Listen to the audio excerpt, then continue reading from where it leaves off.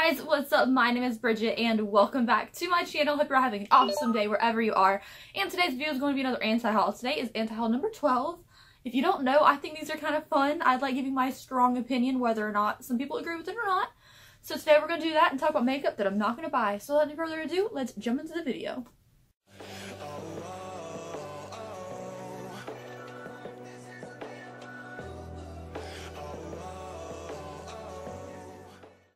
Alright guys, before we get started, I put a video out every single freaking day, literally every day, so always something new to watch. If you want to subscribe, we could be friends, it'd be cool. You know, who doesn't like our YouTube videos? So, let's get started with this anti-haul. First thing, I think you guys know, is going to be the KKW collaboration with Makeup by Mario. Why do we need a Kim Kardashian beauty line? You asked for this. We already have Kardashian Beauty, which was an Ulta and sucked. And then we had Kylie Cosmetics, who has some good products, some not so good, but that's any makeup brand really. We already have hers. Why do we need a Kim Kardashian makeup line? So let's take a look at the overhyped palette that I've seen all over the internet the past week. I know what you're thinking. Ooh, it's pretty. But let's take away that blue shade and replace it with one of the other ones. It's not impressive. If you took that bright blue out of there, you wouldn't want the palette. Come on, let's be real. We have so many neutral palettes. We have so many like slightly warm tone mix of neutral palettes. If you took away that bright blue color, you would not want it, right? Am I right? If it didn't have her name on it, it didn't have that blue shade. So let's say it was a BH Cosmetics palette for $45 without that blue in there. You wouldn't want it. The blue is the only thing that types you in. It's the only thing all over the advertising because it's the only thing interesting in that palette. It's so, I mean, it's a vibrant blue. I thought about it when I first saw it and then I put my hand over it and I was like, nothing else in there I want, you know? They also have one cream lipstick for $20. You can get a MAC Cosmetics lipstick at the store for $18 and I guarantee it's gonna be better quality than Kim's. There are two lip glosses. I never got why it's called lip glass instead of lip gloss. Like, it's the same thing, you guys. They're $18 each. And it has this matte gray packaging on this palette. It's very ugly.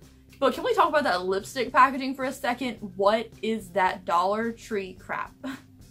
You're charging $18, $20 for a lipstick, but it has that packaging. Like, that packaging is unforgivable. Come on. A next item that I don't want is the KL Polish Spring Collection from Kathleen Lights. Her nail polishes are $18.50 each, or you can get the Ethereal Garden Box for $45 with 6 colors in it. And I feel like that's just really expensive. I know you're getting it for the name brand or whatever, but like $45 for 6 nail polishes. I'm more the person to go to Walgreens and get like a $2 nail polish. It works. It might not dry that fast, but it works. And like, you don't have to wait for it to ship. You don't pay for shipping and all that. So I'd rather just buy that. It's not for me. Also, like, the colors are very spring-like, but they're very muted. They're not like fun, bright, fun spring colors. Even like the yellow in there is kind of like dulled down. So it's just like not, I don't know. I just don't get the appeal of it. Okay, so next is the part 2 of the MAC collaboration with Patrick Starr. First of all, I want to say that I think Patrick Starr is a good person for them to collaborate with. He has a big following. He's very unique. He seems like an honestly sweet guy, even though I've seen the memes about him being shady. It's just kind of funny to me. This is part 2 of 3. Part 3 comes out in December. Part 2 comes out April 16th online and then 19th in the store. I never got why they do that. Why don't you just release them all on the 16th? In store and not, or release everything on the 19th. Like, I don't know. There are 2 lip glosses, 2 stick lipsticks, 2 blush duos, which look kind of pretty, and 2 little eyeshadow palettes, quad palettes with 4 shadows in it. I think the palettes are the prettiest thing in there. I don't like the packaging for this collection. I think it's like, compared to his first one, like that first Patrick Starr MAC setting powder, I wanted before I went cruelty free. I wanted that because it looked beautiful. It looked like it worked for everyone. It was a beautiful freaking setting powder and I wish I had it. But for this, it looks like a kaleidoscope type flower pattern. It looks very cheap. Even the close-up shots of the tube of lipstick from Trend Mood, it looked kind of like blurry. It didn't look like good quality of packaging. It looked like the pattern up there was a very low resolution And with someone who lives with a graphic designer, I think high quality resolution on everything, even downsized, is very important. So I'm like, tighten up, Mac, please. Okay, so next up is a item that I wrote down to put on this anti-haul list, and then I saw the price and I was like, nah, I still don't need it. It is the Makeup Revolution Fast Base Stick Foundation. It has buildable coverage. Does not sound promising when it says that, especially for a stick form. And it comes in 18 shades. It's out now on Makeup Revolution's website, and it comes out in April on Ulta. It's $9, y'all. Okay, like, I'm a sucker for a good foundation. I just don't like stick foundations. I feel like they're either too wet and slippery, or too sticky, or too thick. And since this says buildable coverage, I'm thinking this gonna be more like the oil slick kind of vibe. Hi, sorry, my camera died. I apparently recorded the whole rest of this video and did not have the camera running. That's my luck today. Anyways, I was just saying that the greasy thing, it's either going to be really greasy or really thick for the foundation sticks. When it's greasier, it's going to kind of rub into your beauty blender. It's going to kind of soak it up into the beauty blender, not onto your face. And then when it's too thick, it's hard to blend it all. And I don't like stick foundations, but like the $9 price tag kind of calls to me like, you might be worth it. But then I think about it again, I'm like, it's still $9, I could get something else with, you know? Alright, next thing we were talking about is something that hasn't even like really been announced yet, but I've seen all these previews on it, and I'm tired of seeing the previews on it because I just don't care. This is the Laura Lee new product line, collaboration, collection, whatever she's doing. So let's take a minute to appreciate these pictures from the set of her new campaign. Am I supposed to be impressed by something on that model's face? First of all, let's just say that model has amazing teeth. Like, oh my gosh, her teeth are beautifully white, beautifully straight. That model has a gorgeous skin complexion, but like the makeup part of it, there's like a little bit of gold on her eyelid. And other than that, I don't see anything up there that's super impressive. The one photo that's in black and white, like, I know is not going to be good in a color photo anyways. Like, what is the point? Also, let's take a second to look at the swatches, finger swatches, of either going to be a new highlighting palette or an eyeshadow palette. I don't know, they haven't said. But let's just look at the swatches of that. They're gold. So I'm thinking it's a highlight palette or a eyeshadow palette. But there's a million gold eyeshadows, a million gold highlighters. Do we need something from Laura Lee? Also, let's do Bridgette's controversial discussion of the day, you guys, because I always say something in one of these videos that offends somebody. Why is Laura orange? Why does she make herself so dark? Like, there's nothing wrong with getting a tan. I used to tan. Do what you want. Do you. But, like, why is she so dark? It's fake. But, like, do what you want with yourself. But I don't understand why your brand is called Laura Lee Los Angeles when you're literally known on YouTube for being the country girl. Why wouldn't you do something, like, for your home roots? You know? Since that's kind of your shtick, is your roots. I don't get it. I'm not excited by anything Laura does. I would never buy anything from her brand. I don't like her. You can like whoever you want. I don't care. But, like, I don't like her.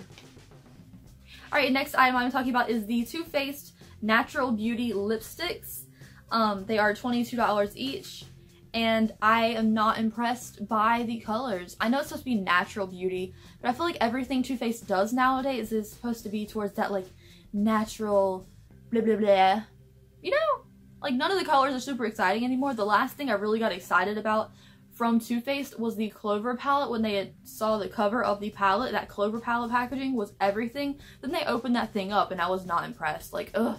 It's just another everyday Too Faced product. It doesn't seem like the colors are very vibrant. It doesn't seem like anything super fun other than the packaging.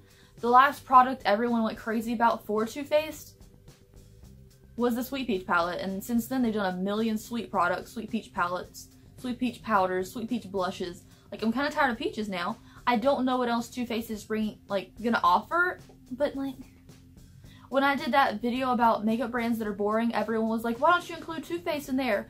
I was like, I'm hopeful Too Faced is gonna do something good, and they put this out with, like, this really crappy lace packaging. Like, this lace packaging reminds me of like one of those BH Cosmetics collaborations with a YouTuber. I think it's like a lipstick palette. It has like that lace detail on it. I was like, oh, that's not even that cute, but it was in white, so it was like a little cute.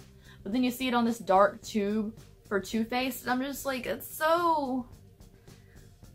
The packaging looks cheap. It's a $22 lipstick, and of course, I just said, if you want a cream lipstick, you're not cruelty free, you can use whatever you want.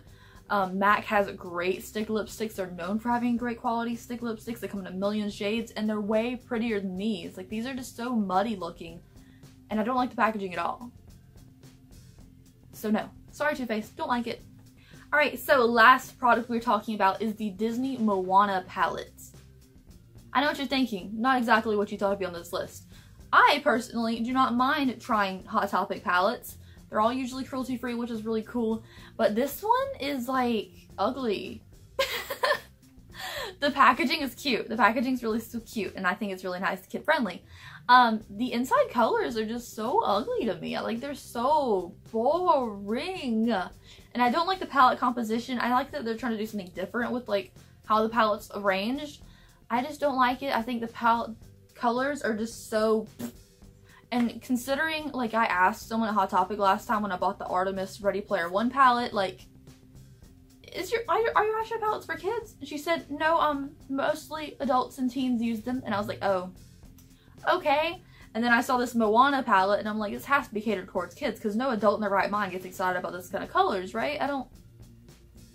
It's not for me. Like, if you like neutrals, there's so many other better neutral palettes. I think for $15, like, you're getting the packaging. Because if you wanted a $15 eyeshadow palette, you can get, like, a lot of good neutral palettes. I don't know. It's not for me. Anyways, I hope you guys enjoyed this video. Of course, I'm sure I offended someone in here, and I'm sorry. Well, I'm not sorry, I guess. I don't know.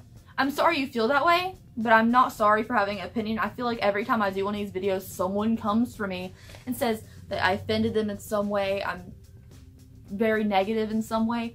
But, like, everyone has stuff they're not going to buy just because I get on the internet and say it. So, I'm allowed to have an opinion. You're allowed to have yours. I don't care what you buy. Buy what you want. But, like, I'm not forcing you not to buy it because I don't want it. Anyways, hope you guys enjoyed this video. If you want to see more from me, I put a video every single freaking day. Literally every day. And I will see you in the next one. Bye, guys.